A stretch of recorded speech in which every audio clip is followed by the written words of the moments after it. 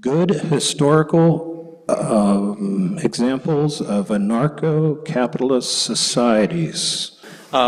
There's never been a society of exactly the kind that that we advocate. But then, there's never been a perfect example of a minarchist society either. So, but what you can do is you can look at historical cases where various different mechanisms that we talk about were in place. Maybe nobody had quite the whole package, but every part of it's been tried.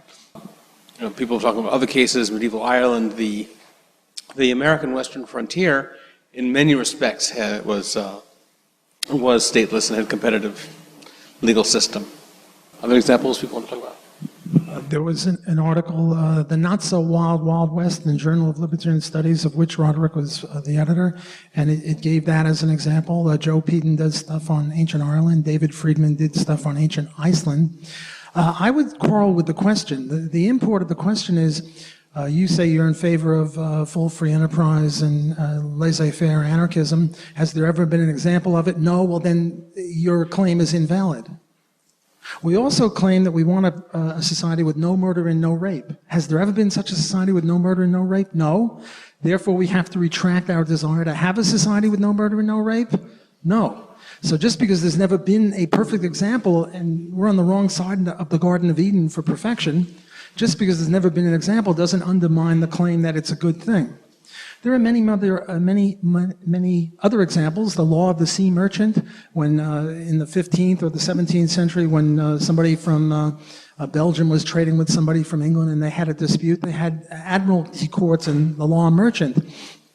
The institution of kosher foods is a anarcho-capitalist kind of a thing because they certify foods without any government approval, and people are free to accept it or not.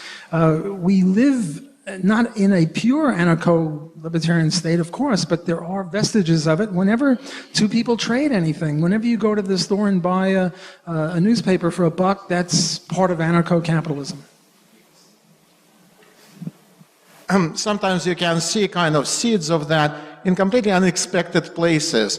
I went to the Republic of South Africa recently, which is almost a socialist state. But because of the failure of the state, there is private protection agencies, to the point even that I took a picture of the headquarters of Cape Town Police Department. It's a huge building, high-rise, Cape Town Police Department. There was a little plaque there. It said, "Protected by ADT, we shoot without warning." You go to Disney World and it's very safe. There's no murders and no rapes there, and they got ducks and geese and mice, and if you act obstreperously, you're surrounded by them, and they're all packing heat, and they say, "Come with me." They've got cameras there. You're very safe there. You go to Audubon Park in New Orleans or Central Park in New York City or any of the big parks, and it's like anarchy. I mean, wait, no, chaos.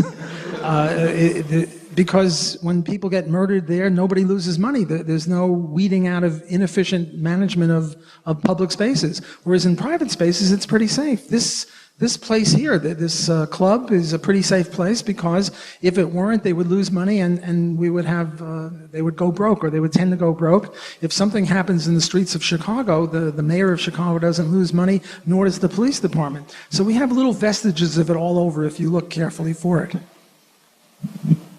Just one quick last note. People often point to Somalia as an example of the horrors of anarchy. But the question is, what's the relevant comparison? And there's been interesting some research done. There's an article by Ben Powell and some other people. I forget who the co-authors are, but you can find that online.